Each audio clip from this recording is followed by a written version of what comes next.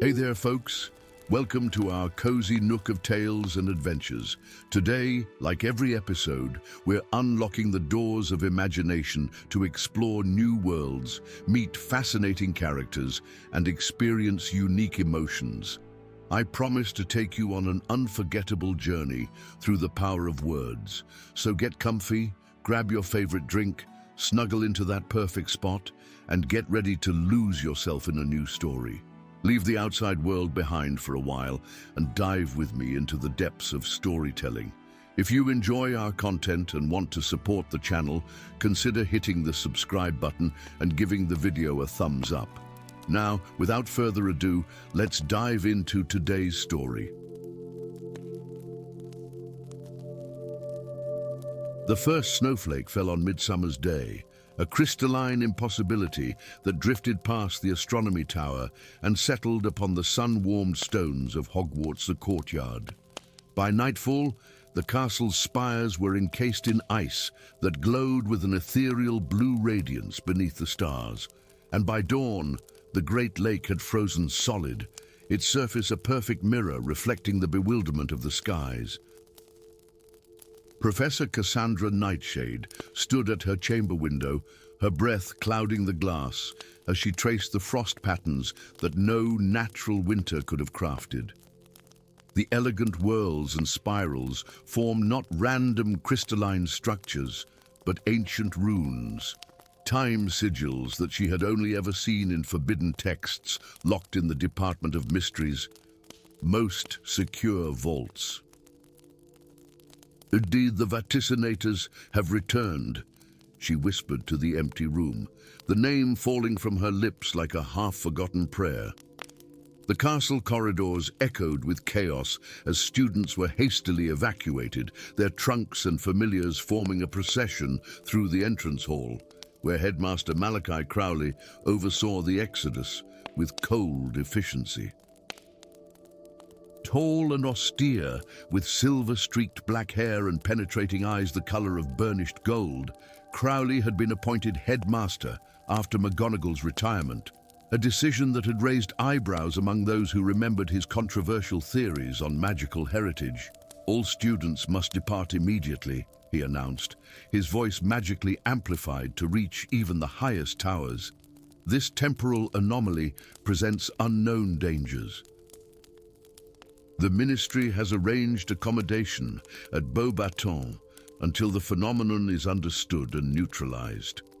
From the shadows of a recessed alcove, Orion Calix watched the proceedings with eyes too old for his 16 years.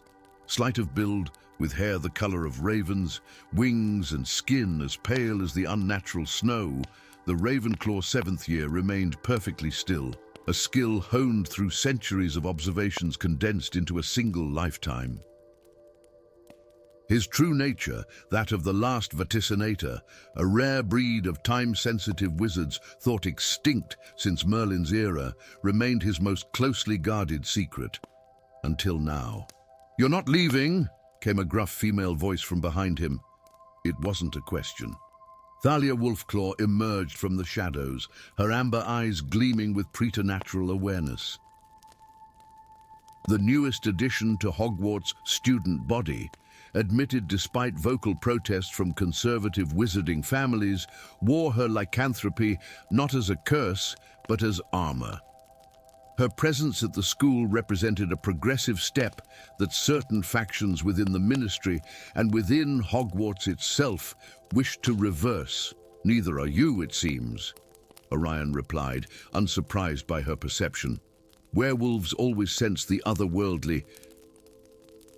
"This winter isn't natural," Thalia said, her gaze fixed on the enchanted ceiling of the Great Hall, where summer constellations struggled to shine through magical blizzard clouds. "It smells like time. Old time." Orion's eyes widened fractionally, the only indication of his surprise at her astute observation. "The castle will be empty by nightfall," he said quietly. "Meet me in the room of requirement after the last carriage departs. Bring nothing but your wand."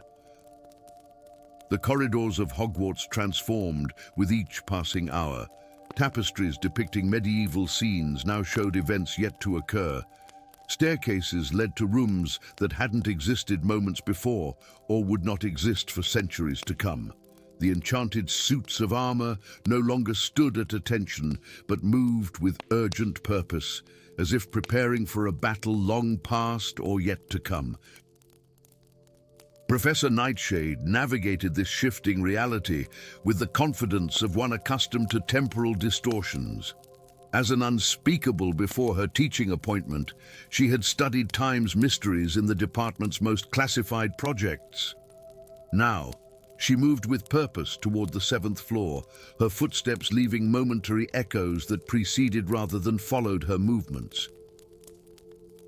The room of requirement manifested not as a door, but as a shimmering curtain of frozen time, behind which Orion and Thalia waited. As Nightshade stepped through, the familiar rush of displaced chronology washed over her. "You're the catalyst," she said immediately, fixing Orion with a penetrating stare, "the last vaticinator." "The last of this cycle," Orion corrected, his voice carrying the subtle harmonics of multiple time streams. "But we return when needed, when time itself is threatened." The room had formed itself into a circular chamber dominated by a massive pendulum that swung in defiance of gravity, its arc tracing glowing paths through the air that lingered like spectral ribbons. Around the walls, hundreds of hourglasses of varying sizes and designs pulsed with inner light. "The primordial hourglass," Thalia growled, instinctively sensing the threat. "Oh, that's what Crowley seeks, isn't it? That's why the winter has come." Orion nodded grimly. "Crowley has discovered references to the Founder's original artifact, the temporal lodestone around which Hogwarts was constructed. It's said that whoever controls it can rewrite the school's founding moments. And he means to eliminate Hufflepuff and Gryffindor from the school's creation." Nightshade finished, the pieces falling into place. "To create a Hogwarts built solely on ambition and intellect, purged of what he considers weaker qualities. Such a fundamental alteration would ripple forward through time, changing not just Hogwarts but the entire wizarding world," Orion explained. "Compassion, loyalty, courage. These virtues would become secondary to power and knowledge. The ministry itself would transform into something unrecognizable." Thalia's hands clenched into fists. "And those like me would never find acceptance. Which is why the temporal defenses have activated," Orion said, gesturing to the frozen world outside the windows. "The winter is not an attack. It's Hogwarts protecting itself, slowing time to prevent Crowley from reaching the hourglass before we can stop him." A sharp crack split the air as reality shifted again. Beyond the windows, the Whomping Willow's branches now dripped with icicles that formed and melted and reformed in patterns that spelled warnings in ancient runic script. "We need to find the hourglass first," Nightshade said decisively. "But the castle has countless hidden chambers. Where would the Founders have hidden something so powerful?" Thalia's eyes gleamed. "We need a Founder." The forgotten portrait of Rowena Ravenclaw hung in a dusty alcove of the library's restricted section, overlooked for centuries due to a subtle aversion charm that directed viewers' attention elsewhere. Only Orion's temporal sensitivity had allowed him to perceive it during his years of searching. Unlike the more famous portraits in the headmaster's office, this depiction showed Ravenclaw not in her mature wisdom, but in her fiery youth, her eyes alight with the revolutionary fervor of creating a school that would change wizarding education forever. "Vaticinator," she acknowledged as they approached, showing no surprise at Orion's appearance. "The patterns align as foretold. The hourglass is in danger," Orion said, without preamble. Headmaster Crowley seeks to use it to remake Hogwarts in his image. Ravenclaw's painted eyes flashed with anger. The arrogance, the hourglass was never meant to change the past. It stabilizes the present against those who would warp time's flow. We need to find it before he does, Thalia pressed, her heightened senses alert to the sound of footsteps elsewhere in the castle. It lies at the convergence of the four elements, where earth meets water, air embraces fire, and time stands still, Ravenclaw answered cryptically. But beware, it can only be approached when the castle's heart beats in synchronicity with the one who seeks it. A riddle, naturally, Nightshade muttered, though her mind was already working through the possibilities. Not a riddle, a key, Orion corrected, his expression distant as he processed information across multiple timelines. The Chamber of Elements. It's mentioned in Hufflepuff's personal journals, though most believed it metaphorical. A thunderous boom shook the castle to its foundations, sending books tumbling from shelves and dust cascading from ancient beams. Arthur Crowley has breached the Astronomy Tower's temporal seal, Orion announced, his voice tight with urgency. He's accessing the ley lines to triangulate the hourglass's location. Then we have no time to waste, Thalia said, already moving toward the door with werewolf speed. Time, Ravenclaw's portrait called after them, is precisely what you must waste, young vaticinator. Remember your nature. The heart of Hogwarts lay not in its great hall, nor in the headmaster's office, but deep beneath the castle where the four elemental chambers converged, earth in the foundations, water from the lake's underground springs, air channeled through ancient ventilation shafts, and fire from the eternal magical flames that had heated the castle since its creation. Crowley stood at the center of this convergence, his wand tracing complex patterns as he unraveled wards set by the founders themselves. The room pulsed with primordial magic, its architecture shifting between past, present, and potential futures as reality thinned around the temporal nexus. "You're too late," he said without turning, sensing their arrival. "The primordial hourglass reveals itself to me. From the heart of the elemental convergence, a crystalline structure was materializing, not a simple hourglass, but a complex polyhedron of transparent facets, within which glowed not sand, but pure, concentrated time, golden moments of creation suspended in magical stasis. Hogwarts was meant for greatness, Crowley continued, his voice taking on a fervent quality. Diluted by Hufflepuff's insistence on accepting the mediocre, weakened by Gryffindor's glorification of reckless bravery over careful ambition, I will restore the true vision, a school of power and knowledge. That was never the true vision, Orion countered, stepping forward. As he moved, his form seemed to blur, leaving after-images that spoke of his vaticinator nature.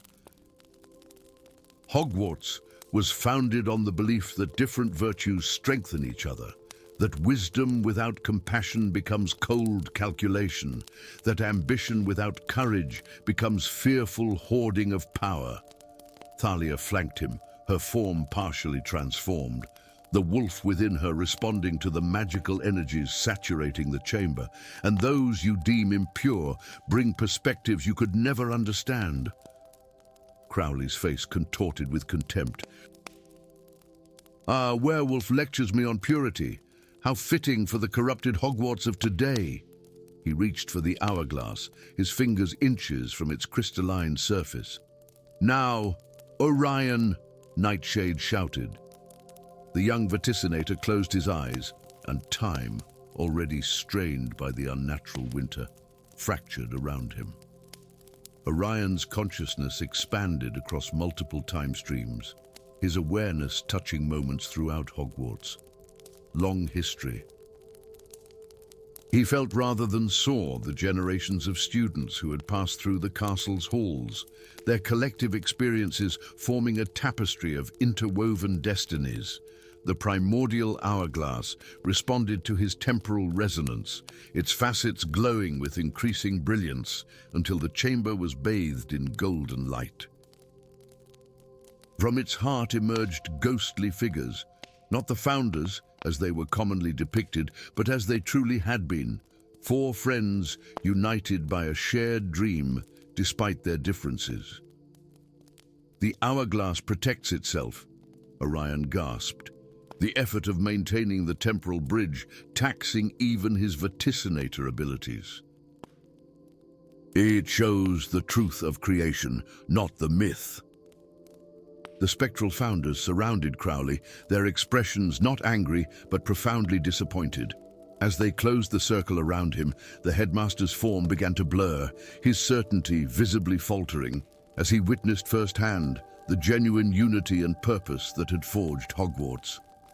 "No," he whispered, reaching desperately for the hourglass. "I can still."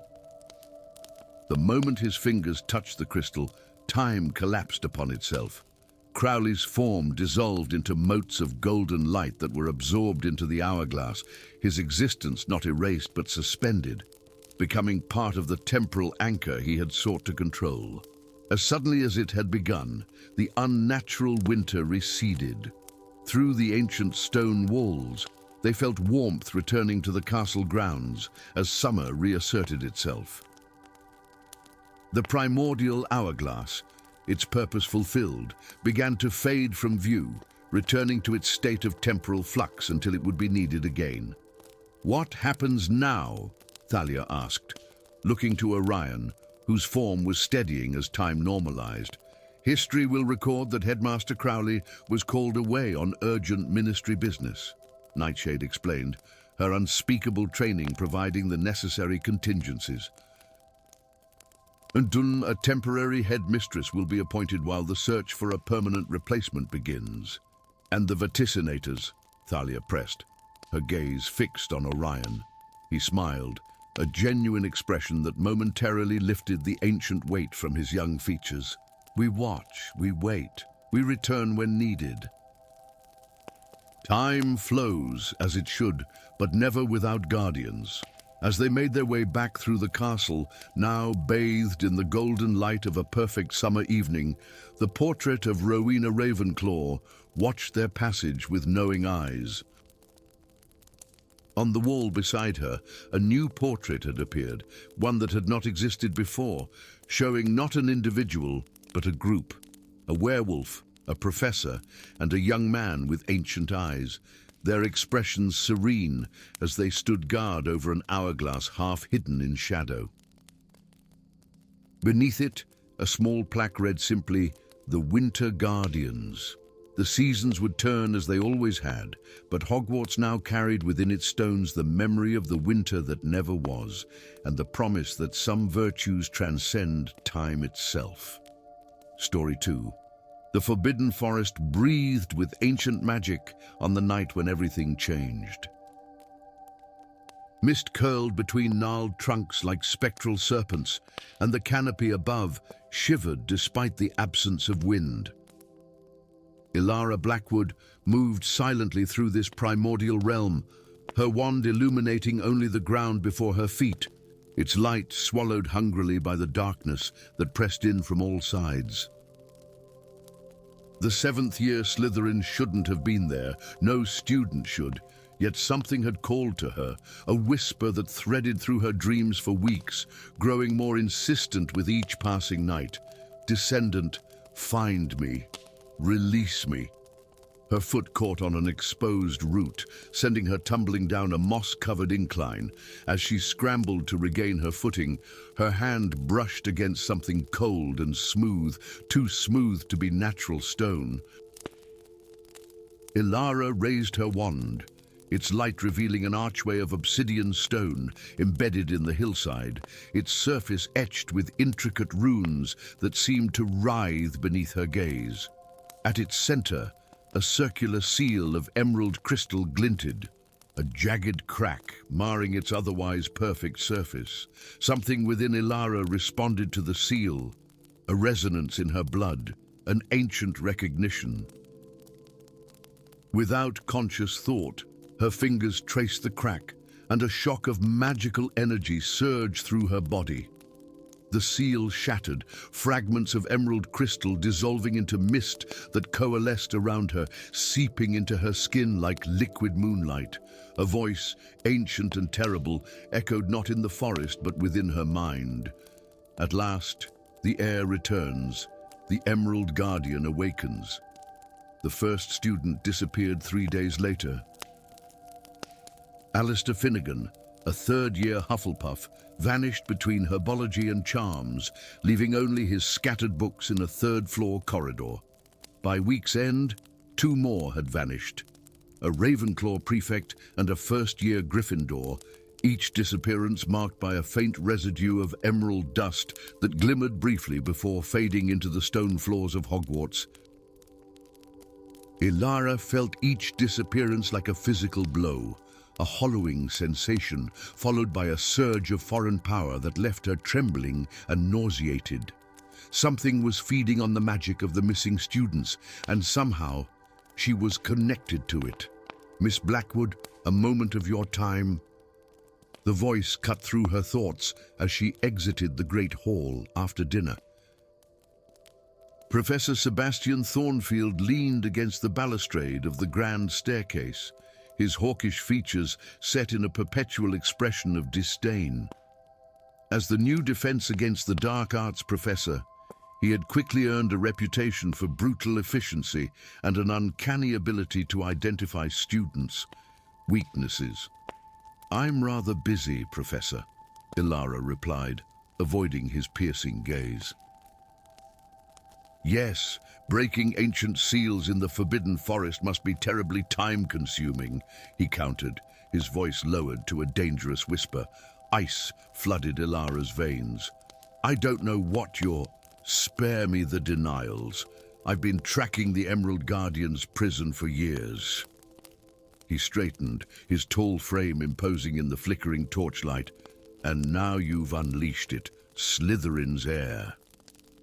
The title sent a shiver down Ilara's spine. "And I'm not—" "Your mother may have hidden her lineage when she married into the Blackwood family, but those of us who study such things know the truth. The last descendant of Salazar Slytherin's secret bloodline stands before me." His lips curved in a smile devoid of warmth. "And now, you've awakened a force that will devour the magic of Hogwarts and everyone within it, unless we act quickly." The Chamber of Secrets lay silent and abandoned, the massive statue of Salazar Slytherin staring sightlessly across the cavernous space. The skeleton of the basilisk had long since been removed, but the room retained its aura of ancient, forbidden knowledge. "My office seemed an inappropriate venue for this discussion," Thornfield explained as he led Ilara into the chamber. "Too many portraits with loose lips." "How did you open the chamber?" Ilara demanded. "Only a parcel mouth." "There are other ways, for those willing to pay certain prices." He gestured vaguely at the silver scars that traced along his throat, disappearing beneath his high collar. The professor waved his wand, conjuring a 3-dimensional map of Hogwarts that hovered in the air between them, certain areas glowing with vibrant magical signatures. The Emerald Guardian was not simply imprisoned, it was bound by 4 elemental artifacts created by the founders themselves, Thornfield explained. Each founder contributed their element: Hufflepuff's earth, Ravenclaw's air, Gryffindor's fire, and Slytherin's water. Together, they form the Tetramagus seal, which has contained the Guardian for a millennium. "Until I broke it," Ilara whispered. "You broke the outer seal only. The Guardian still awakens slowly, feeding on the magical essence of students to regain its strength. But soon it will fully manifest, a dragon of crystal and stolen magic that will consume the very essence of Hogwarts itself." "Why are you telling me this?" "Why not the headmistress?" Thornfield's expression darkened. Because the Guardian can only be resealed by one of Slytherin's blood, wielding all 4 artifacts. And because I have spent my life searching for these artifacts, only to discover that they will not yield to my touch. His voice grew bitter. They await the heir. Ilara stared at the floating map, at the 4 glowing points hidden within Hogwarts' labyrinthine structure. And if I refuse, then watch as your fellow students vanish one by one, their magic devoured, until the Guardian emerges to claim what remains. His eyes glinted in the dim light, including you, heir or not.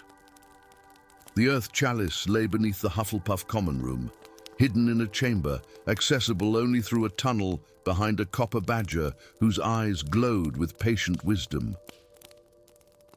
Thornfield had warned Ilara that the artifacts would present challenges, tests of worthiness that even he could not anticipate. What he hadn't mentioned was the forest that now grew in the hidden chamber, a miniature ecosystem of plants both mundane and magical. Flourishing despite the absence of sunlight, at its center stood a pedestal of rich, dark soil, upon which rested a cup carved from what appeared to be a single massive emerald. As Ilara approached, the plants responded, vines slithering across the floor toward her, flowers turning to track her movement. The earth itself trembled beneath her feet. Why do you seek Helga's chalice, daughter of serpents? The voice resonated from the very walls, maternal yet wary. To seal the Emerald Guardian once more, Ilara replied, her voice steadier than she felt. The Guardian hungers for what was denied it, the magic of wizard kind. Why should one of Slytherin's line wish to contain it? The question gave Ilara pause. Why indeed? The Guardian's freedom could mean power for those of Slytherin's bloodline. Could it not? The thought slipped into her mind like an uninvited guest, seductive in its simplicity. But then she remembered the hollow feeling as each student vanished, the sickening surge of stolen power that followed. This was not conquest, it was consumption. Or because magic belongs to those who wield it, not to those who would devour it, she answered. Because Hogwarts protects its own, all of its own, regardless of house or heritage. Silence filled the chamber. Then, slowly, the vines retreated, and the earth upon which the chalice stood softened, releasing the artifact from its grip. Helga would approve of your answer, little serpent. Take the chalice, but know this. Each artifact changes its bearer. The earth remembers. Ilara reached for the chalice, its weight surprisingly light in her hands. As her fingers closed around it, warmth spread up her arms, and she felt a sudden, profound connection to the castle itself, the ancient stones, the foundations, the very soil upon which Hogwarts stood. Knowledge flooded her mind. Secret passages, hidden chambers, the rhythmic pulse of magic that flowed through the castle's veins. 1 down, she whispered. 3 to go. Ravenclaw's diadem of air hung suspended in the highest tower of Hogwarts, visible only when moonlight filtered through a specific stained glass window, illuminating what otherwise appeared to be empty space. Thornfield had calculated they would have precisely 7 minutes during the full moon to claim it. What he hadn't foreseen was the Riddle Guardian, a spectral eagle whose wings spanned the circumference of the tower room, its eyes gleaming with the wisdom of ages. To claim the crown of thought and breeze, answer 3 questions if you please. Fail once, and leave with memory clear. Fail twice, forget why you came here. Fail thrice, forget yourself, my dear. The riddles were fiendishly complex, designed not merely to test intelligence, but wisdom and perspective. As Ilara struggled with the final question, a paradox involving time, truth, and perception, she felt the minutes slipping away with the moonlight. It's a trick question, Thornfield hissed, his frustration palpable. There must be a hidden angle. No, Elara realized suddenly. And the answer is that there is no answer. Some questions exist not to be solved, but to be contemplated. The spectral eagle's form rippled with what might have been approval.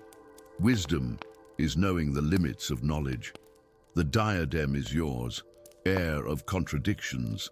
As the silver circlet settled upon her brow, Elara's perception expanded dramatically. She could feel the currents of air throughout the castle, the whispered conversations in distant corridors, the very thoughts that floated like clouds through the minds of Hogwarts' inhabitants. Most disturbingly, she could sense the Emerald Guardian's growing awareness, its consciousness spreading through the castle like a poisonous mist.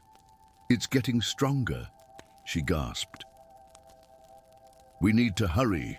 Gryffindor's Sword of Fire had not been hidden, but displayed in plain sight in the headmistress's office for generations. Recognized as a historical artifact, but not as 1/4 of the Tetramagus seal. As Elara and Thornfield stood before it, the professor's expression grew troubled. "The sword chooses who may wield it," he explained. "It has rejected me 3 times. As Slytherin's heir, you may face resistance." The sword hung in its glass case, the rubies in its hilt catching the light like droplets of fresh blood.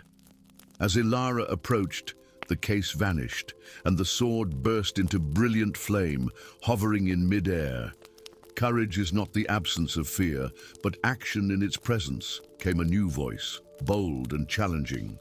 "Face your greatest fear, heir of Slytherin, if you would claim Godric's blade."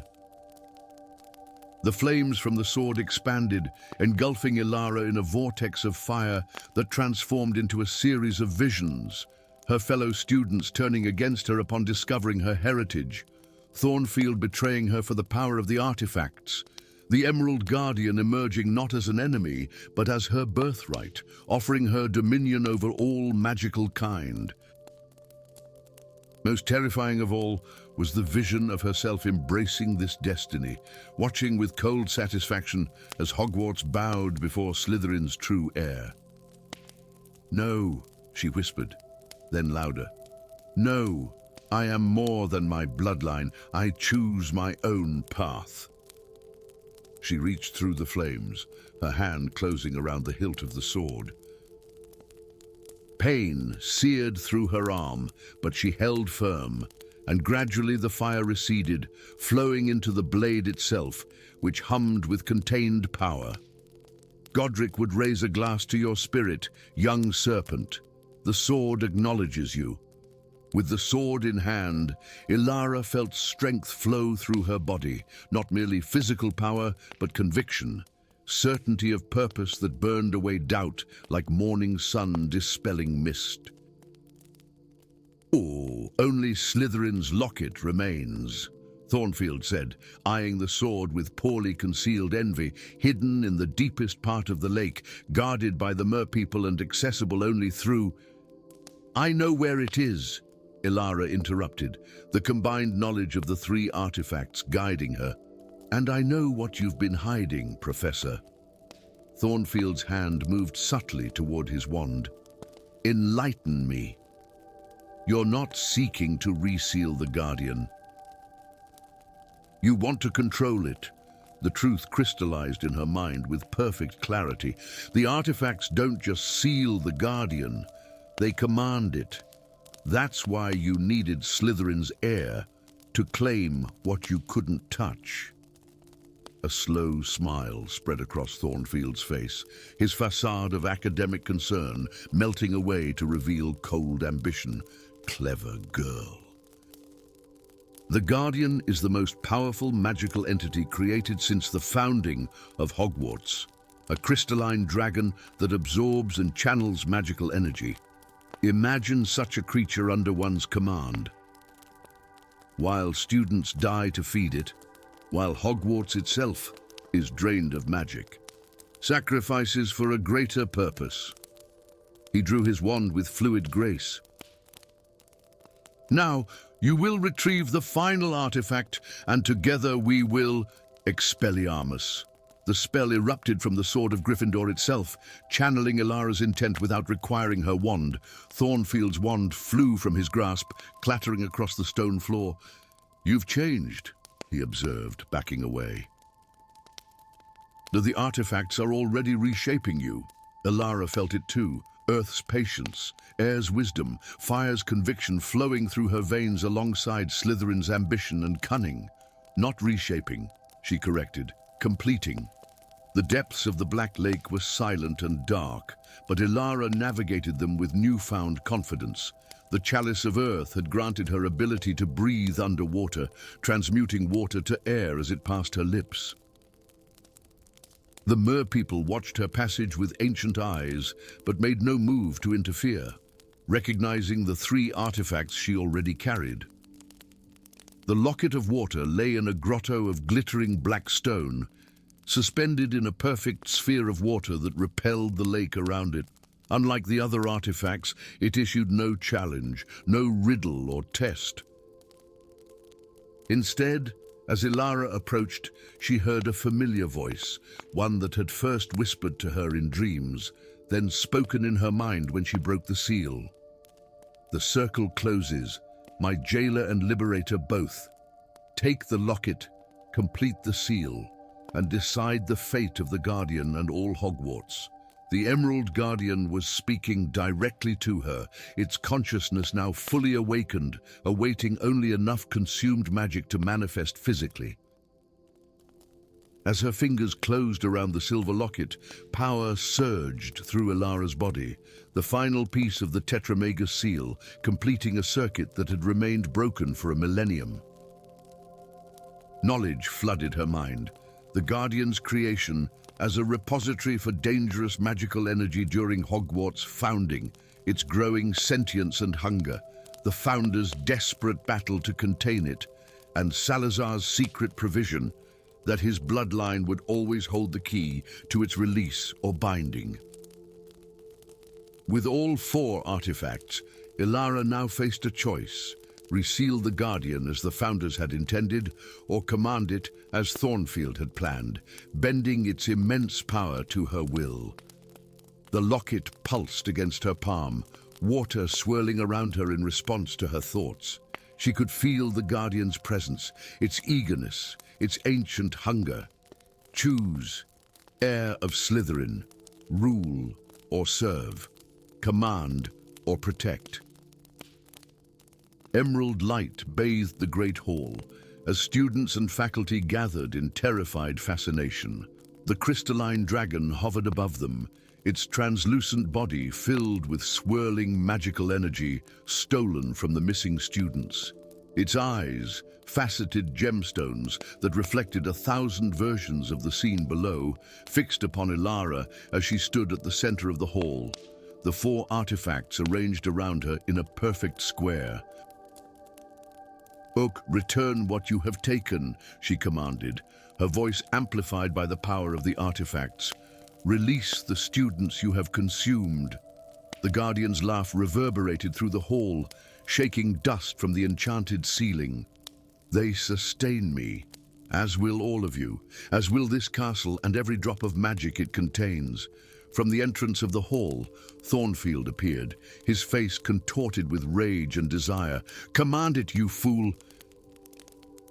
With the 4 artifacts, you can bend it to your will." Ilara's gaze remained fixed on the Guardian. "Is that true? Would the artifacts allow me to control you?" The crystalline dragon's form rippled, uncertainty flickering through its emerald depths.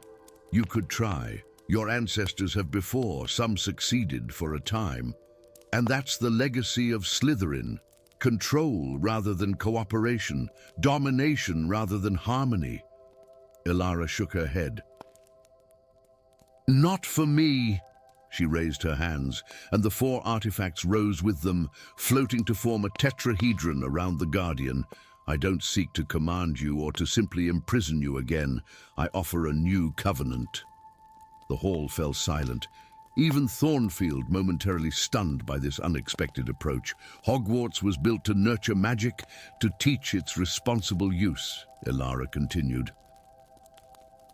You were created to contain dangerous energies, not to consume the living. Return to your original purpose. Become again what you were meant to be, a guardian in truth, not in mere name. The dragon's form contracted and expanded, internal conflict visible in its crystalline body. And what do you offer in exchange? Air of Slytherin, recognition, purpose, a place within Hogwarts rather than beneath it. No longer sealed away and forgotten, but honored as the founders originally intended. Ilara's voice softened, and I offer forgiveness for what fear and isolation have made you become. For a long moment, the Guardian hovered, its gemstone eyes unreadable. Then, slowly, its form began to change, contracting and reshaping itself. The stolen magic within its body separated into distinct orbs of light that drifted down to the floor, materializing into the missing students, dazed but unharmed. The dragon itself condensed into a smaller form, still crystalline, still emerald, but now the size of a house cat, its wings folded neatly against its back. A covenant, then, it said, its voice now audible to all present. I return to my purpose, and Hogwarts acknowledges my guardianship. The 4 artifacts glowed brilliantly and then transformed, their substance flowing like liquid light to form a collar around the diminutive dragon's neck. Earth, air, fire, and water united in a band of power that both enhanced and contained the Guardian's abilities. As the emerald dragon settled onto Ilara's shoulder, whispers erupted throughout the hall, and Headmistress McGonagall stepped forward, her expression a complex mixture of astonishment and cautious hope. Miss Blackwood, she said quietly, I believe you have quite a story to tell. Behind the gathered crowd, unnoticed in the commotion, Professor Thornfield slipped away, his plans thwarted, but his ambition undiminished. Another day, perhaps, with another artifact, another heir. But for now, Hogwarts had gained a new protector in its oldest enemy, and Ilara Blackwood, last descendant of Salazar Slytherin's secret line, had found her place in a legacy rewritten not through domination, but through understanding. The Emerald Guardian's eyes gleamed with ancient wisdom, a new purpose, as it surveyed what was now, once again, its rightful home. The heir has chosen, it whispered for Ilara alone, and chosen well. Story 3. The Black Tower of Azkaban pierced the perpetual storm clouds like an obsidian dagger thrust into the heart of the North Sea. Unlike its more infamous neighbor, the fortress prison that housed the wizarding world's darkest criminals, the Black Tower remained hidden from common knowledge, shrouded in mists both meteorological and magical. Its ebony walls, slick with centuries of sea spray, seemed to absorb light rather than reflect it, creating a silhouette that felt like a wound in the fabric of reality itself.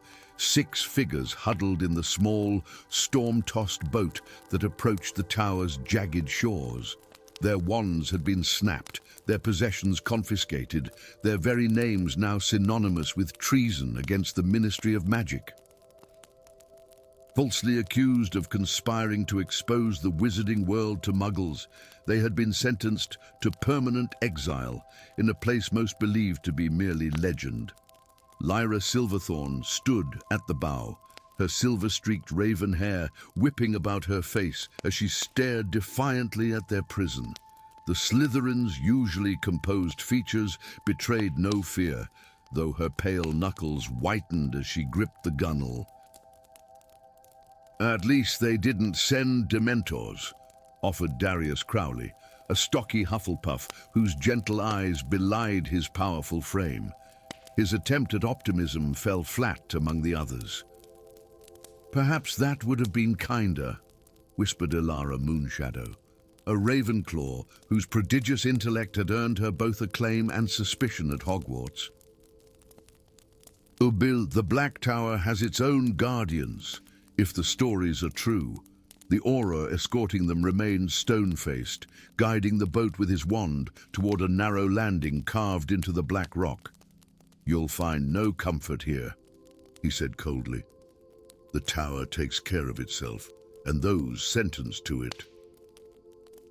"I won't be returning." Beside Lyra, the youngest of their group, Corvus Blackthorn, a fourth-year Gryffindor with a shock of copper hair, suppressed a shudder. "They can't just leave us here. We've done nothing wrong." "The Ministry doesn't care about innocence," said Thorn Wolfclaw, another Gryffindor whose werewolf heritage had always made him an outsider, even among his own house. Only the appearance of justice. The final member of their group, Selene Nightshade, a quiet Slytherin who had spoken barely a word since their arrest, simply stared at the tower with an expression that bordered on recognition rather than dread. As the boat scraped against stone, the aura gestured for them to disembark. "The tower awaits its new guardians," he said enigmatically, pushing off before they could question his words. The massive doors of the tower opened of their own accord as they approached, revealing a circular entrance hall illuminated by ghostly blue flames that danced in sconces of twisted black metal. The doors sealed behind them with the finality of a tomb. "Guardians," Ilara repeated, her analytical mind already working despite their dire circumstances. "Not prisoners." Before anyone could respond, the flames in the sconces flared and spectral figures materialized in a circle around them, 7 translucent forms in ancient robes, their faces hidden beneath hoods. "The 6 arrive as foretold," intoned one of the specters, its voice neither male nor female, but a harmonious blend of tones that seemed to resonate from the stones themselves. "And the false accusation has served its purpose." Lyra stepped forward, instinctively positioning herself between the apparitions and her fellow exiles. "What purpose?" she demanded. "Who are you?" "We are the previous guardians," answered another spirit. "Those who, like you, were chosen to maintain the seal that binds what must never be free." The spectres parted, revealing a crystalline pedestal at the center of the hall. Atop it rested a pulsing obsidian orb, veined with crimson light that throbbed like a heartbeat. "For 1,000 years, the Black Tower has contained what the founders of Hogwarts could not destroy," continued the first spectre. "Morrigan, the primordial sorceress, whose chaotic magic threatened to tear the veil between worlds." "This is madness," Thorn growled, his amber eyes reflecting the ghostly flames. "We're students, not guardians of some ancient prison." "You are more than students," said a third spectre, drifting toward Lyra. "You, Silverthorn, carry the blood of elemental mages, the only magic capable of reinforcing the weakening seal." The revelation struck Lyra like a physical blow. Her ability to manipulate elemental forces, a power she had hidden even at Hogwarts, had been a source of both pride and isolation. She had believed it a random gift, not a hereditary burden. "And you," the spectre continued, turning to Darius, "possess the empathic resonance needed to counterbalance the corruption Morrigan will attempt to spread." One by one, the spectres addressed each exile, revealing hidden talents or bloodlines that marked them as uniquely suited to their unwanted task. Corvus's rare ability to see magical auras, Ilara's mind, resistant to external influence.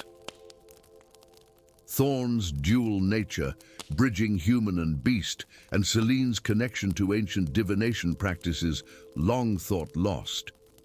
"The Ministry knows nothing of this," Selene spoke at last, her voice soft but certain. "This exile was orchestrated by powers beyond their understanding." "Indeed," confirmed the lead spectre. The false charges were necessary to bring you here without alerting those who would see Morrigan freed, agents who have infiltrated the highest levels of magical government. A bone-chilling wail suddenly echoed through the tower, causing the very stones to vibrate. The obsidian orb pulsed more rapidly, its crimson veins brightening to a blinding intensity before subsiding. "She senses new guardians," explained one of the specters. "And she will test you, probe for weaknesses, offer promises and threats in equal measure." "Why us?" Corvus asked, his youthful face pale but determined. "Why not trained wizards, auras, or unspeakables?" "Because of the prophecy," Celine answered before the specters could, her eyes distant as if recalling a dream. "When 6 become 5, the 7th shall rise. I've heard it in my dreams for months." The specters nodded in unison. "The cycle repeats," they intoned. "Now we may rest." Before the exiles could ask more questions, the ghostly figures began to fade, their forms dissolving into mist that was absorbed by the tower itself. Only the lead spectre remained momentarily. "The tower will teach you what you must know," it said. "But beware, Morrigan's greatest weapon is doubt. She will speak to you in dreams, offer you what your heart most desires, twist truths into half-lies that seduce rather than repel." With those final words, the spectre vanished, leaving the 6 exiles alone in the circular hall with the pulsing obsidian heart of their prison. The tower revealed itself as a complex organism rather than a mere structure. Rooms appeared and disappeared according to need. The library materialized when Ilara expressed a desire for research.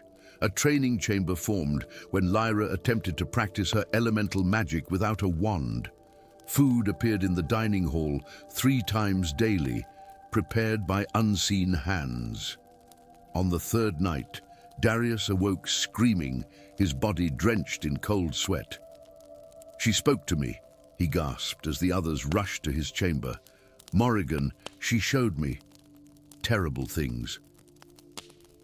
The Muggle world in flames, wizards hunted and executed, magical creatures slaughtered. That's how it begins," Celine said quietly. "The nightmares are her first approach." The dreams continued, targeting each of them in turn, exploiting their deepest fears and most secret desires. For Lyra, Morrigan offered mastery over elemental forces beyond imagination.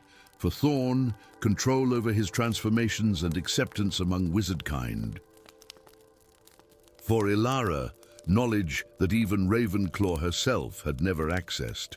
But it was Darius who suffered the most persistent attention, night after night, Morrigan whispering that his compassion was being manipulated, that the true threat came not from her, but from a world that would never accept magic's full potential. She's convincing," he admitted one morning, dark circles beneath his eyes as they gathered in the tower's heart chamber, where the obsidian orb pulsed in its endless rhythm. "She doesn't speak like a villain from a storybook. She sounds reasonable." "That's her power," Celine cautioned. "The most dangerous deceptions are those wrapped in truths we already believe." Days stretched into weeks as they learned to maintain the complex web of enchantments that reinforced Morrigan's prison. Lyra discovered that her elemental abilities, earth, air, fire, and water, corresponded to the 4 cardinal points of the tower. When properly channeled, they strengthened the mystical architecture that contained the primordial sorceress. Corvus, with his ability to see magical auras, could detect weaknesses in the seal before they became critical. Ilara's analytical mind deciphered the tower's ancient texts, uncovering rituals to repair magical breaches. Thorn's werewolf strength bolstered the physical structure during the full moon, when Morrigan's power surged most violently. Celine revealed herself as a true seer, able to predict Morrigan's strategies before they manifested. And Darius, despite the relentless assault on his dreams, used his empathic abilities to maintain harmony among the group when tensions threatened to fracture their unity. Yet the prophecy haunted them. When 6 become 5, the 7th shall rise. Someone will betray us, Thorn concluded during one of their councils, or die. Or both, Lyra added grimly. Their suspicions grew like poisonous weeds, each exile watching the others for signs of Morrigan's corruption. Darius withdrew into himself, his normally open face becoming a mask of concentration as he battled the nightly invasions of his mind. Lyra pushed herself to exhaustion, maintaining the elemental barriers. Ilara rarely emerged from the library, searching desperately for answers in ancient tomes. The breaking point came during a violent magical storm that lashed the tower with both physical and arcane fury. The obsidian orb cracked, a thin fissure appearing across its surface as Morrigan's power surged. The tower shook, stones grinding against stones as the very structure threatened to collapse. The seal is failing, Ilara shouted above the magical tempest that filled the heart chamber. Lyra summoned elemental forces beyond anything she had attempted before, drawing fire from the air itself to cauterize the breach in the orb.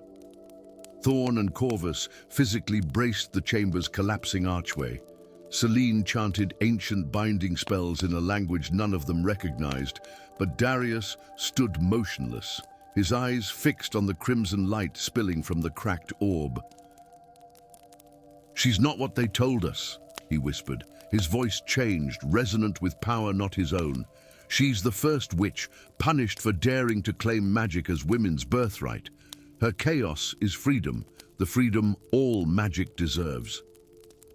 "Darius, no!" Lyra cried, recognizing Morrigan's influence in his words, but it was too late. Darius placed his hands on the obsidian orb, and the fissure widened beneath his touch. Crimson light engulfed him, lifting him from the floor as ancient magic poured into his body. "When 6 become 5, Selene whispered in horror, "the 7th shall rise."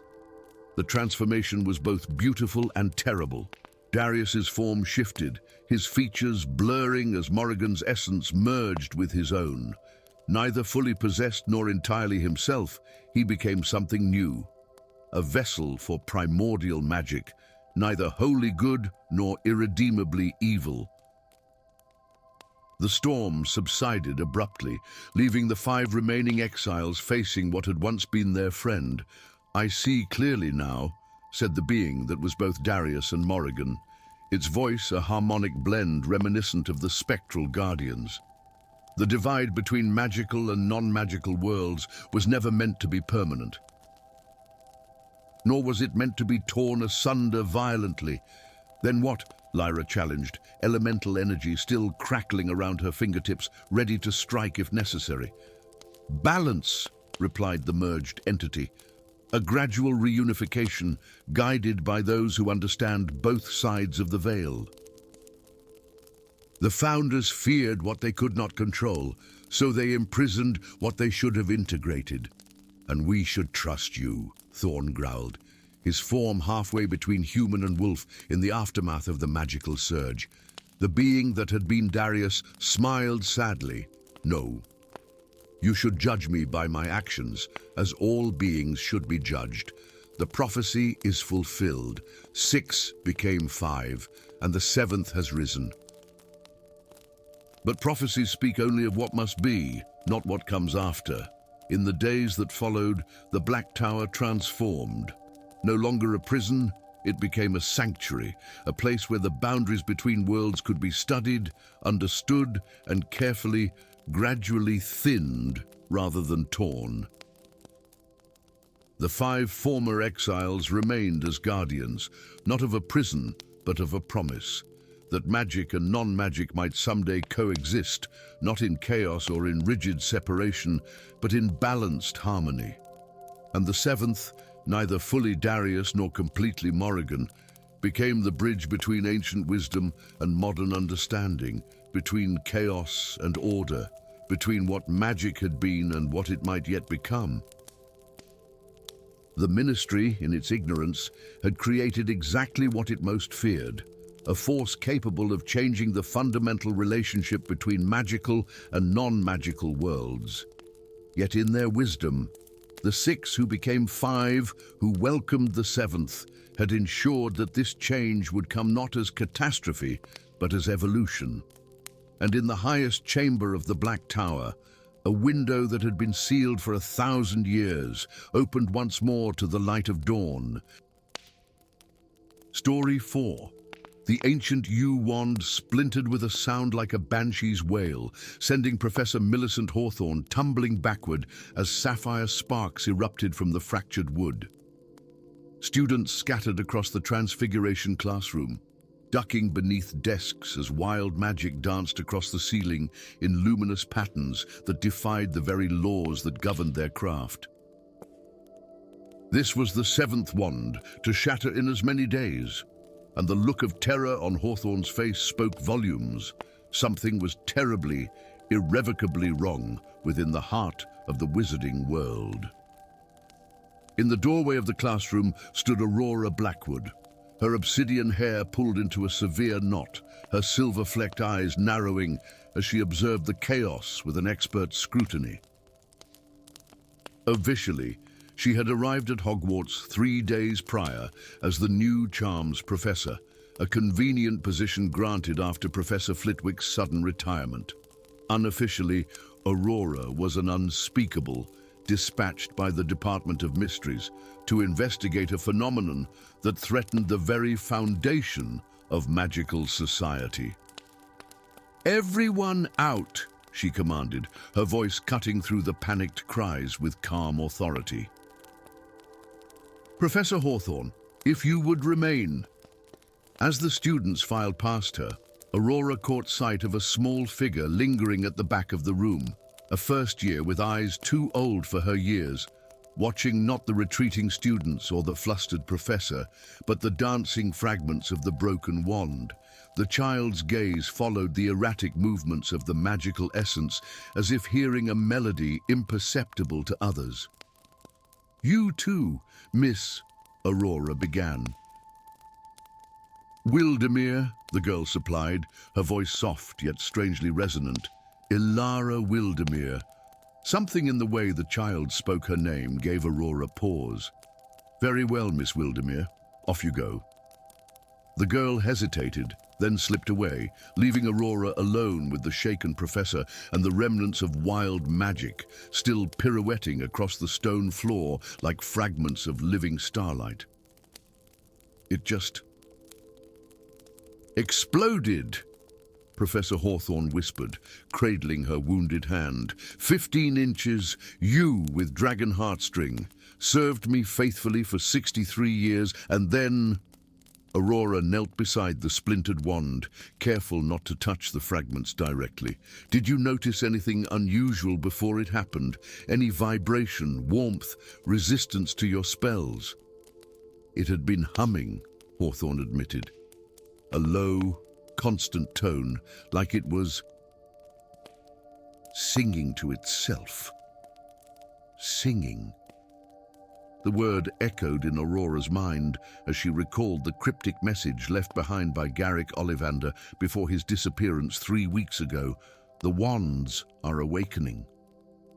The headmistress's office was a cacophony of worried voices as the professors gathered for an emergency meeting. Aurora stood slightly apart, her eyes drawn to the trembling cabinet in the corner where confiscated student wands were stored, each one now emitting a faint, melodic hum. 7 wands in 1 week, Headmistress McGonagall stated, her Scottish brogue more pronounced under stress, and reports from Beaubaton and Ilvermorny suggest the phenomenon is spreading.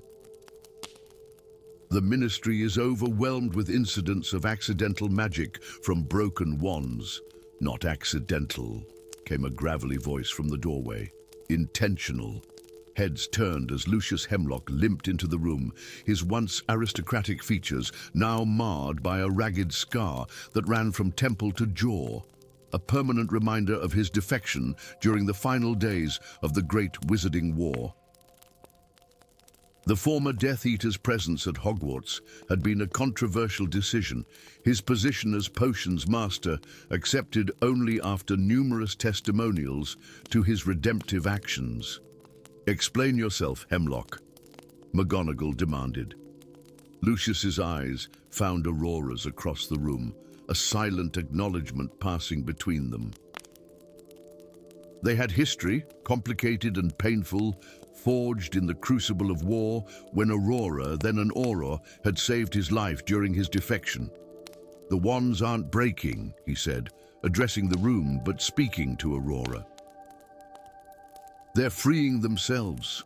The Forbidden Forest embraced them with ancient silence as Aurora and Lucius made their way along the hidden path, guided by the ethereal glow of Aurora's Patronus, a sleek, silver fox that darted between the gnarled trees. "Are you certain of this?" Aurora asked, her breath forming crystalline clouds in the pre-dawn chill. "As certain as one can be when dealing with matters of primordial magic," Lucius replied. Older the centaurs spoke of a disturbance in the magical currents that flow beneath the forest. They believe it emanates from the Heartwood Hollow. The Heartwood Hollow, a place known only in whispered myths among the oldest magical creatures, said to be where the first wand wood trees were birthed from seeds of pure magical essence. "And you believe Kieran Ollivander is there?" Aurora pressed. "I believe," Lucius said carefully, "that if anyone understands what's happening to the wands, it would be the heir to the oldest wand-making family in Britain, especially one who disappeared from the Unspeakable's watch list 3 years ago after publishing controversial theories about the autonomy of magical cores."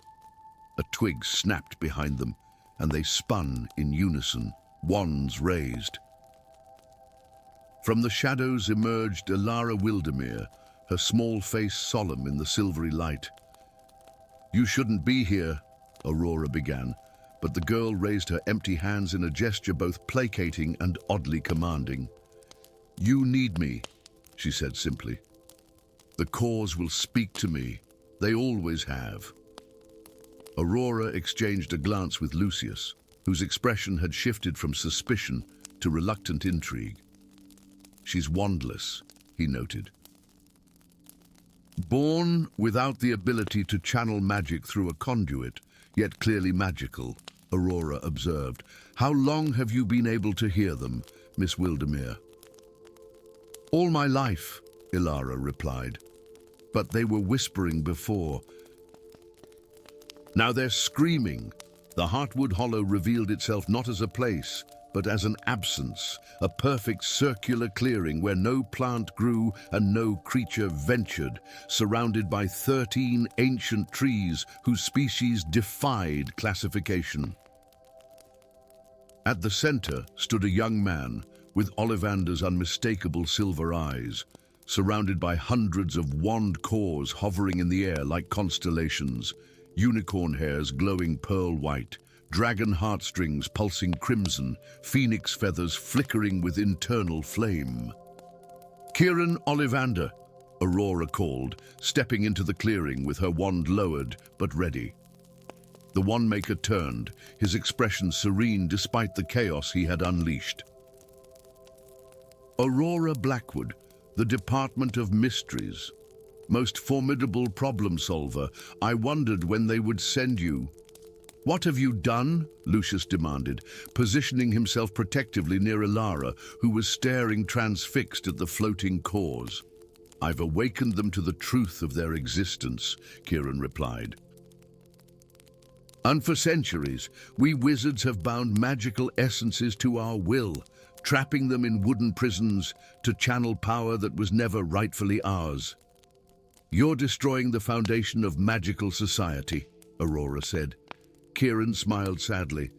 "I'm liberating it. The cores are sentient, Aurora. They always have been, dormant, dreaming, but alive. And now they're awakening. As if in response, the floating essences began to pulse in harmony, their light intensifying. Around the clearing, wands carried by the three intruders started to vibrate. They will all break free, Kieran continued.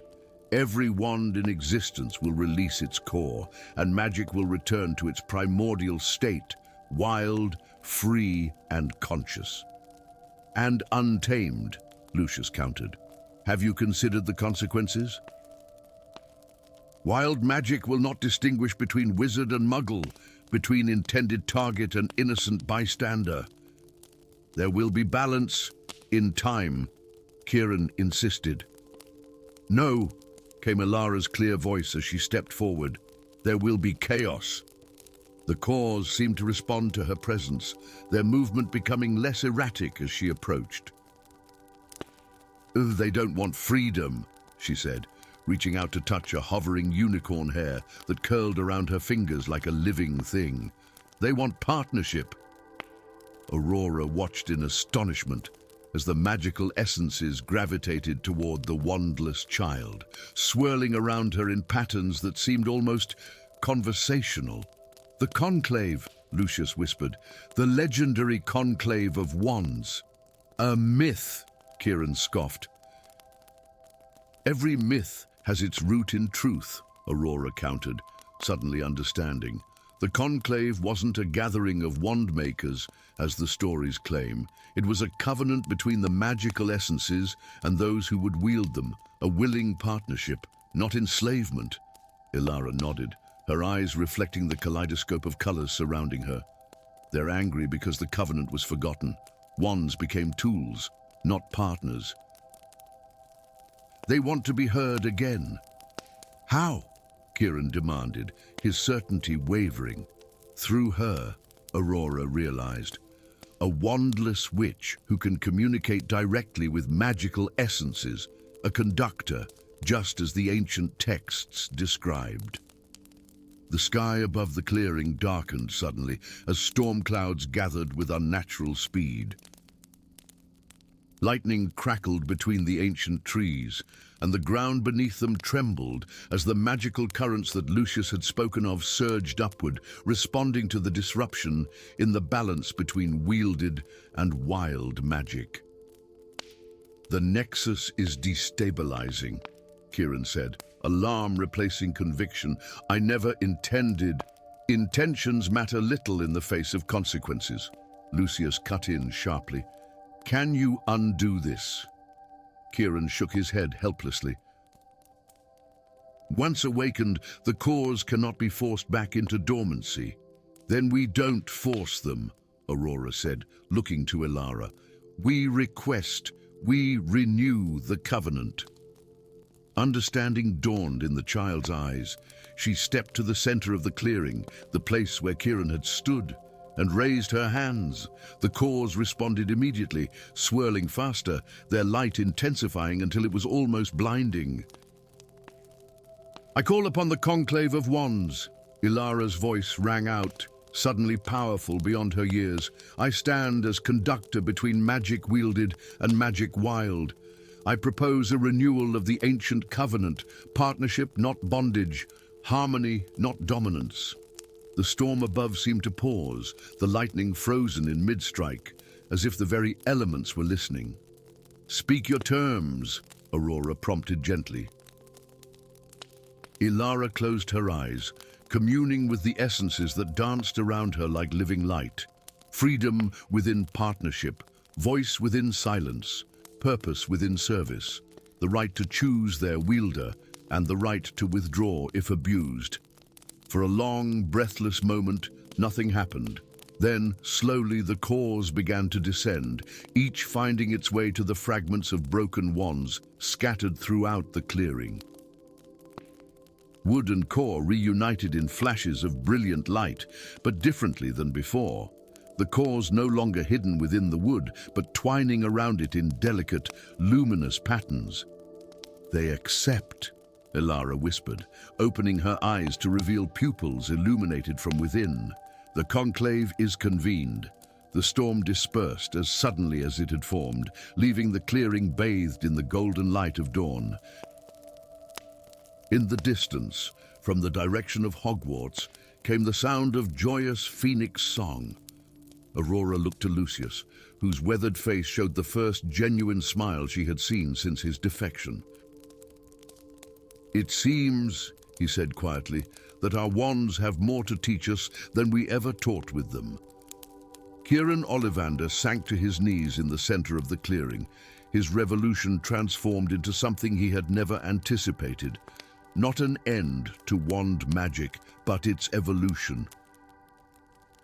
As they made their way back through the forest, Aurora, with her newly transformed wand humming contentedly in her hand, she reflected that magic, like those who wielded it, was never as simple as the textbooks claimed. The true power had always been not in domination, but in dialogue, a lesson that wizardkind would now learn anew, guided by the wisdom of a wandless child who could hear the songs that magic had been singing all along. In the weeks that followed, wand makers across the world would gather at Hogwarts to learn the new art of cooperative wand crafting, with Elara Wildermere and a chastened Kieran Ollivander as their guides. The conclave of broken wands would become not an apocalyptic event in wizarding history, but a renaissance, the beginning of a new age where magic was not merely wielded, but conversed with, honored, and truly understood. And in the Department of Mysteries, a new division would be formed, headed by Aurora Blackwood, dedicated to the study not of how to control magic, but of how to listen to it. For in listening, they discovered, lay the deepest power of all.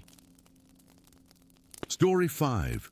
Deep beneath the ancient stones of Hogwarts Castle, where shadows danced with forgotten memories and the very air hummed with centuries of accumulated magic, Helena Stoneheart traced her fingers across the dust-covered runes that no living eyes had beheld for over 500 years. The lone light from her wand cast elongated shadows across the vast underground chamber, illuminating towering figures that stood in silent sentinel around its perimeter, massive stone statues of beasts both familiar and fantastical, their features worn by time, yet still radiating an unmistakable power.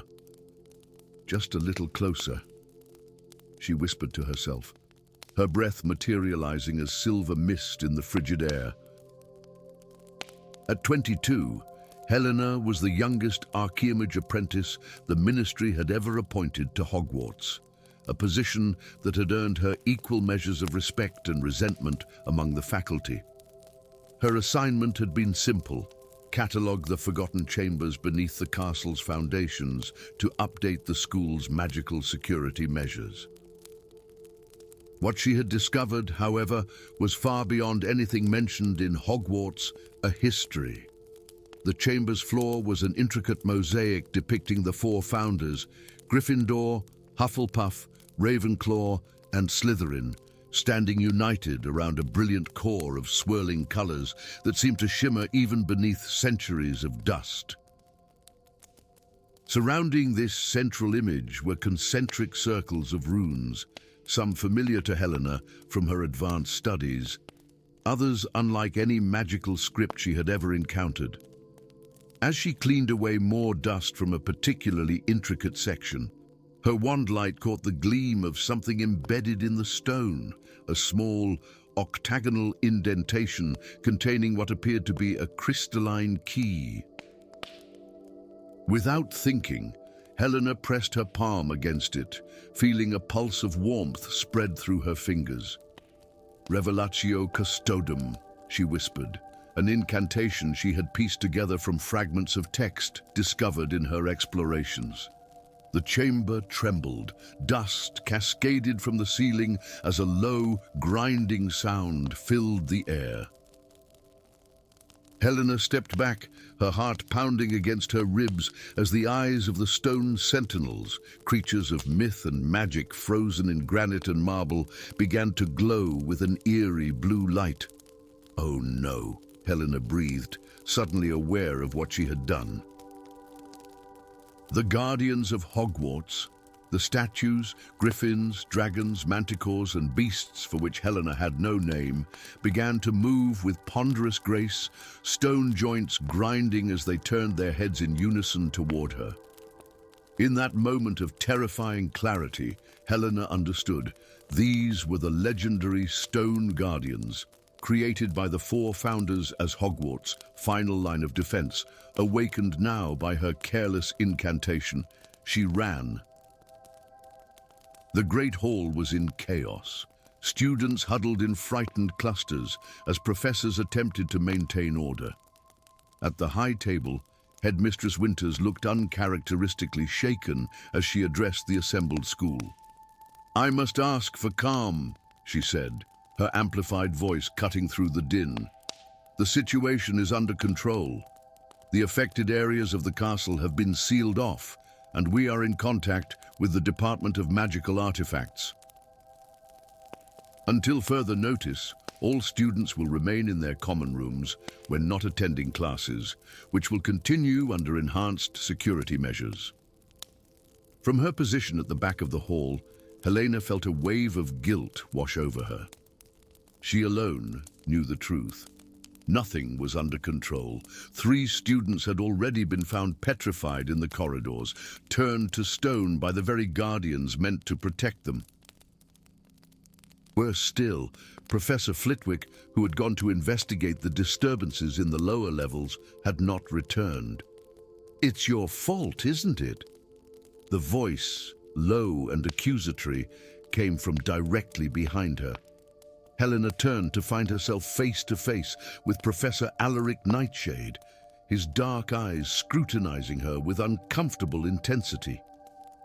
Alaric Nightshade was something of an enigma at Hogwarts. Though he taught Muggle studies, rumors persisted that he had once been an unspeakable before some undisclosed incident had led to his reassignment. His methods were controversial. He incorporated Muggle technology into his teaching in ways that many purists found disturbing, and he kept largely to himself. "I don't know what you're talking about," Helena replied, too quickly. "The Stone Guardians," he said simply. "Yeah, you awakened them." Helena felt the blood drain from her face. "How could you possibly—" "Because I've been researching them for years," he interrupted, glancing around to ensure they weren't overheard. "And because one of them took the headmistress an hour ago. They've sealed her in the Chamber of Founders." The portrait of Albus Dumbledore regarded them thoughtfully from behind his half-moon spectacles. "Da! The Guardians were indeed created by the Founders as a measure of last resort," the painted Dumbledore explained, stroking his long silver beard. "But they were meant to recognize the magical signature of Hogwarts, inhabitants, to protect, not to harm." "Then why are they attacking students and faculty?" Helena asked. They stood in the circular headmistress's office, where Alaric had brought her after revealing what he knew. The portraits of former headmasters and headmistresses listened intently to their conversation. "After centuries of dormancy, their magic has become corrupted," Dumbledore's portrait replied, "like a language forgotten and misremembered. They sense a threat to the school, but can no longer discern friend from foe." "What threat?" Alaric asked sharply. A silvery figure drifted through the wall, the ghost of Helena Ravenclaw, known to students as the Grey Lady. Her translucent form shimmered in the office's candlelight. "The Grey Wizard returns," she whispered, her voice like the rustling of ancient parchment. "Eldrin the Exile seeks what was denied him." "The Grey Wizard," Helena repeated. "I've never heard of him." The ghost's eyes, hollow yet somehow piercing, fixed on Helena. "Few have." "His name was struck from Hogwarts. Records at the command of my mother and the other founders. He was their first apprentice before any students came to Hogwarts. Brilliant, but dangerous. When he attempted to seize control of the arcane nexus, the original magical core upon which Hogwarts was built, they banished him, stripped him of his name, and cast powerful enchantments to ensure he could never return. Yet now he has, Alaric said grimly. The convergence of the celestial spheres weakens the ancient wards, the Grey Lady continued. The Guardians sense his approach and have awakened to defend, but they are confused, disoriented by centuries of sleep. How do we stop them? Helena asked. And how do we stop this grey wizard? Dumbledore's portrait and the Grey Lady exchanged a significant look. The Codex of the Founders, they said in unison. The library's restricted section yielded nothing, nor did the secret room behind the mirror on the 4th floor that Alaric had somehow known about. It was in the Chamber of Secrets itself, accessed through a passage that the Grey Lady revealed behind Salazar Slytherin's now empty plinth, that they finally discovered the Codex, a small, leather-bound book with pages of hammered silver, inscribed with the intertwined magical signatures of all 4 founders. The command phrases, Helena breathed, running her fingers over the metallic pages that seemed to shift and change even as she read them. The means to control the Guardians. A thunderous crash echoed from somewhere far above them, shaking dust from the chamber's ceiling. He's here, Alaric said, his face grim in the light of his wand. The Grey Wizard has breached the outer defenses. They raced back through the castle, guided by the Grey Lady's spectral form, the precious codex clutched in Helena's hands. The corridors were eerily empty, students and teachers having barricaded themselves in the Great Hall under the protection of the remaining faculty. The entrance hall was in ruins when they arrived.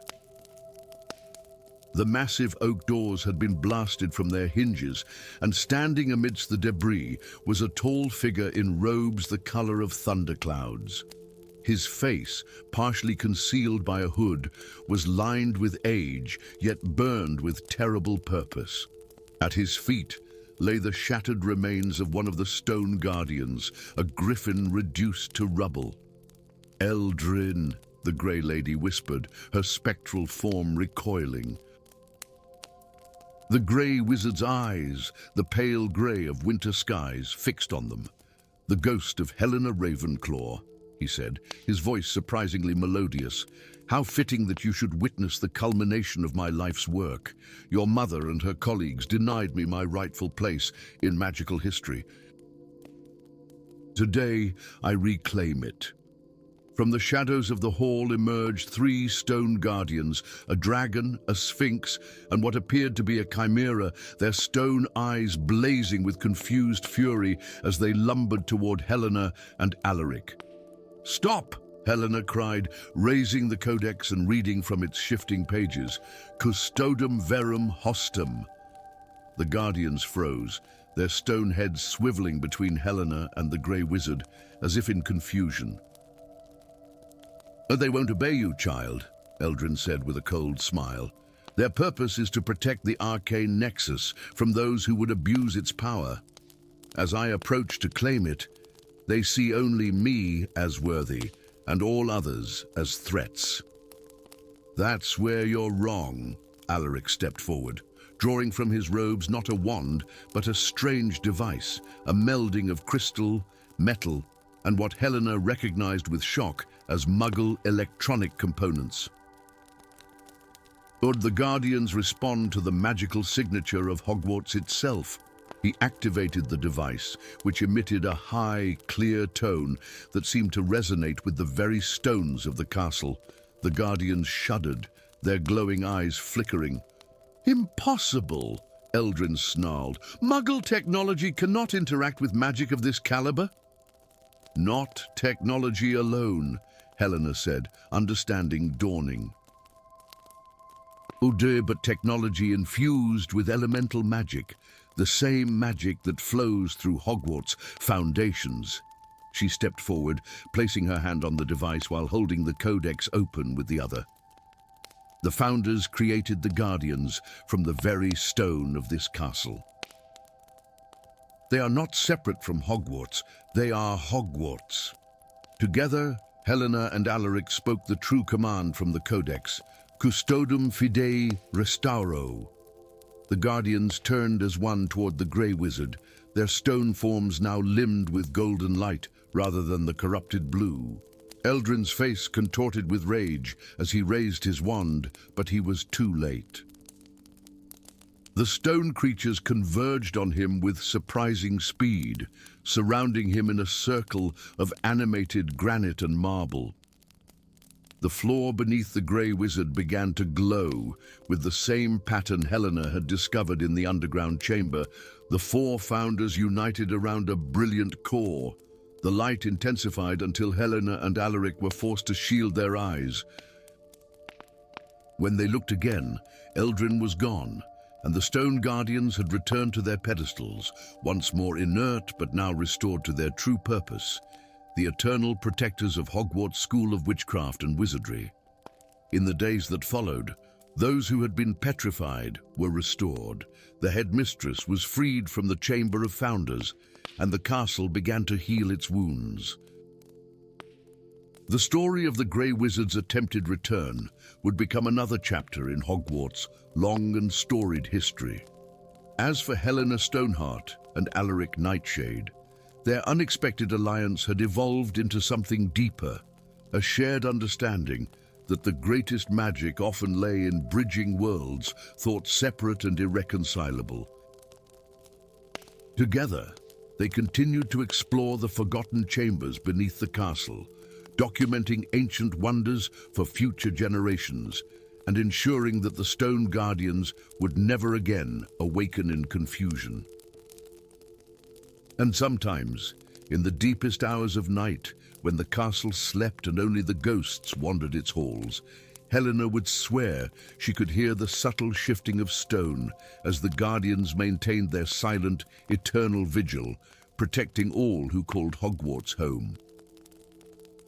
Story 6. Silver moonlight spilled through the ancient stained glass windows of Hogwarts' astronomy tower, casting prismatic shadows that danced across the spiral staircase where Aurora Flitwick stood frozen in wonder. The stone beneath her feet had shifted, not in the usual way the castle's staircases moved, but with a gentle vibration that seemed to hum with musical resonance. As the granddaughter of the renowned charms professor, Aurora had grown accustomed to Hogwarts' many mysteries, but this was different. The vibration formed a pattern, a melody that called to her very soul. With wandlight illuminating her path, the sixth-year Ravenclaw followed the ethereal notes downward beyond where the staircase should have ended. The stone wall before her shimmered and dissolved, revealing a hidden archway adorned with musical notations carved into the ancient stone. Runes of forgotten magic pulsed with a soft golden light as she approached, responding to her presence, or perhaps to the enchanted conductor's baton, passed down through generations of her family, which she clutched tightly in her slender fingers. The chamber beyond took her breath away. Vaulted ceilings arched overhead, their surface enchanted to reflect the night sky, much like the Great Hall, but here the stars seemed close enough to touch. At the center stood an instrument unlike any Aurora had ever encountered, a massive pipe organ whose gleaming pipes rose from floor to ceiling in a symphony of silver, gold, and bronze. Each pipe was engraved with runes similar to those on the archway, and the keyboard, no keyboards, for there were 3 tiers of them, seemed to be crafted from ancient wood that shimmered with internal light. Helga's harmonic helix, Aurora whispered, recognizing the legendary instrument from obscure musical texts she had studied. Created by Helga Hufflepuff to harmonize the chaotic magical energies that had threatened to tear apart the newly built Hogwarts, the organ had been sealed away when its power proved too vast and unpredictable for even the founders to control. As she approached, the organ's keys depressed of their own accord, playing a haunting melody that made the very air shimmer with magical potential. On a pedestal beside the instrument lay a single sheet of parchment, ancient, yellowed, but perfectly preserved.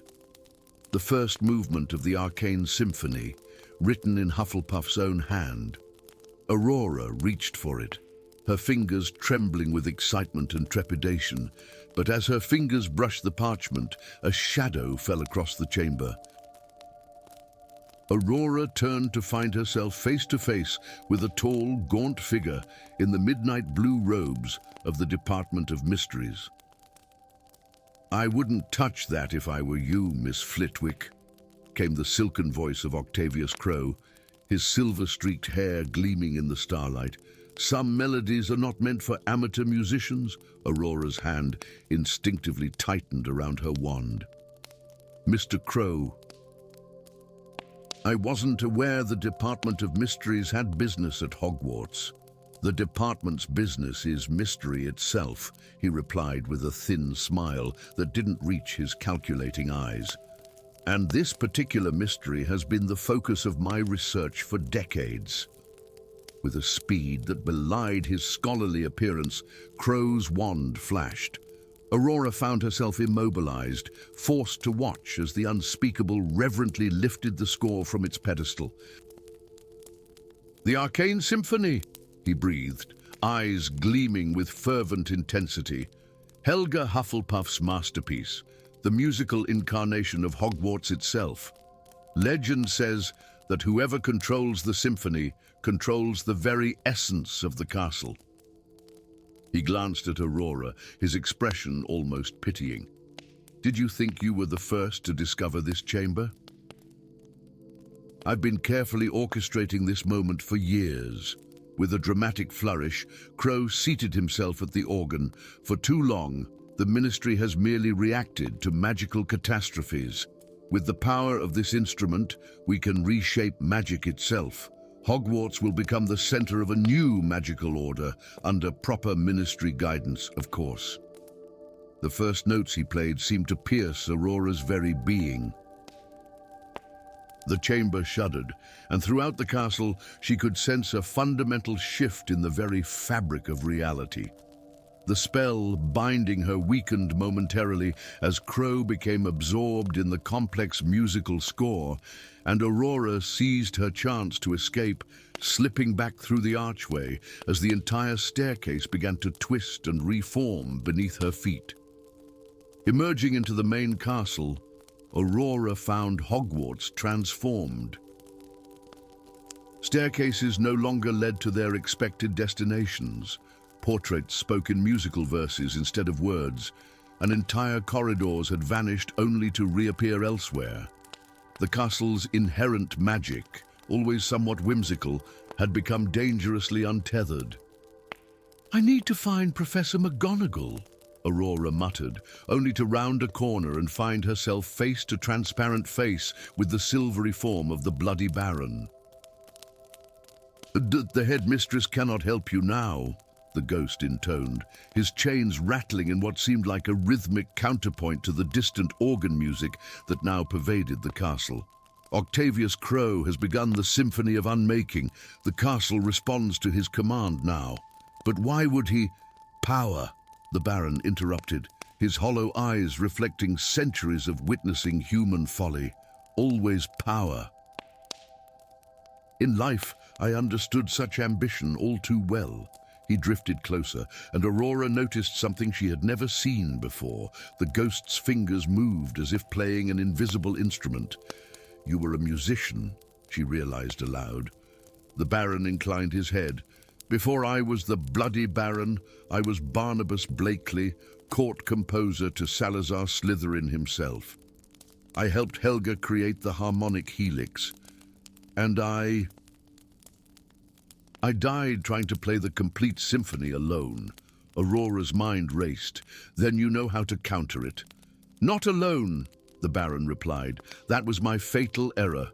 Hufflepuff designed the symphony to require harmony, true harmony, between the four houses. Crow plays only Hufflepuff's movement. He cannot access the complete symphony without the other founders' contributions. Hope kindled in Aurora's heart. Where are the other movements? Hidden throughout the castle, in places sacred to each founder. But beware, as Crow continues to play, Hogwarts will become increasingly unstable. The lunar eclipse begins in 3 hours, and at its zenith, his control will become permanent. With the Baron as her guide, Aurora navigated the shifting labyrinth that Hogwarts had become. In the Chamber of Secrets, they recovered Slytherin's serpentine counter-melody, written in musical notations that resembled writhing snakes. From behind the portrait of Rowena Ravenclaw, they retrieved an ethereal arrangement that seemed to change subtly each time Aurora examined it, and from the Room of Requirement, manifested as a battle chamber, they secured Gryffindor's bold, brassy finale that seemed to roar with courage when unrolled. Along the way, Aurora gathered unlikely allies: Scorpius Malfoy, a Slytherin with perfect pitch, Lily Potter, a Gryffindor whose voice could shatter glass, and Cedric Longbottom, a Hufflepuff whose gentle humming could calm even the most volatile magical plants. Together, they formed a quartet representing all 4 houses, exactly as the Baron insisted was necessary. As they made their way back toward the astronomy tower, the castle's distortions grew more severe. Rooms folded in on themselves, staircases twisted into Mobius strips, and portraits escaped their frames to dance through the air in dizzying spirals. The very stones seemed to sing with Crow's manipulation, and the sky outside darkened as the eclipse approached. "We'll never reach the chamber in time," Scorpius shouted over the cacophony as a nearby suit of armor dissolved into musical notes that attacked like angry wasps. "We don't need to," Aurora realized suddenly. "Hogwarts is the instrument now. Crow has connected the organ to the entire castle." She raised her conductor's baton, which now glowed with accumulated magical resonance. "And we can play our counter-symphony from here." As the moon vanished behind Earth's shadow, casting the castle into an eerie twilight, Aurora positioned her quartet in the Great Hall. The enchanted ceiling reflected the eclipse perfectly, and the organ music reached a fever pitch as Crow approached the symphony's crescendo. "Each of you must represent your house's founder," the Baron instructed. "Feel their intentions, their dreams for Hogwarts." The counter-symphony isn't just notes, it's the very ideal of harmony they envisioned. Aurora raised her baton, feeling the weight of centuries of magic flowing through her veins. As she brought it down, Lily began Gryffindor's courageous theme, her voice cutting through Crow's manipulation with perfect clarity. Scorpius joined with Slytherin's cunning counterpoint, his fingers conjuring silver notes from thin air. Cedric hummed Hufflepuff's loyal harmony, a sound that seemed to strengthen the very foundations of the castle. And Aurora herself provided Ravenclaw's wisdom, using her baton to weave the separate elements into a unified whole. The conflicting symphonies battled for dominance over Hogwarts, magical essence, walls trembled, portraits screamed, and ghostly instruments manifested to join the performance. Far below, they could hear Crow's frantic playing becoming discordant as he fought against their interference. At the exact moment of totality, when the eclipse reached its peak, the 4 musical themes aligned into perfect harmony. A shockwave of pure magical resonance exploded outward from the Great Hall, racing through every corridor, classroom, and secret passage of Hogwarts. The castle shuddered one final time, and then stillness. When Aurora and her friends made their way to the hidden chamber, they found Octavius Crow unconscious beside the now silent organ. The complete score of the arcane symphony hovered in the air above the instrument, the four movements now united into a single composition. "What happens now?" Lily asked, staring at the powerful artifact. Aurora exchanged glances with the Bloody Baron, who nodded solemnly. With a decisive flick of her wand, she sealed the score inside a crystal sphere. "Now we ensure that no single person can ever wield this power again. The symphony belongs to Hogwarts, to all four houses in harmony." As the first rays of moonlight returned, filtering through the stained glass windows, the organ began to play by itself, softly, gently, a lullaby rather than a symphony. The castle settled back into its usual configuration, though perhaps the staircases moved with a bit more musicality than before, and the portraits hummed contentedly in their frames. "Listen," Cedric whispered as they left the chamber, which sealed itself behind them. "The castle is singing," and indeed it was. A melody of four distinct themes, woven together in perfect harmony, echoing through the halls of Hogwarts like a promise kept after 1,000 years of waiting.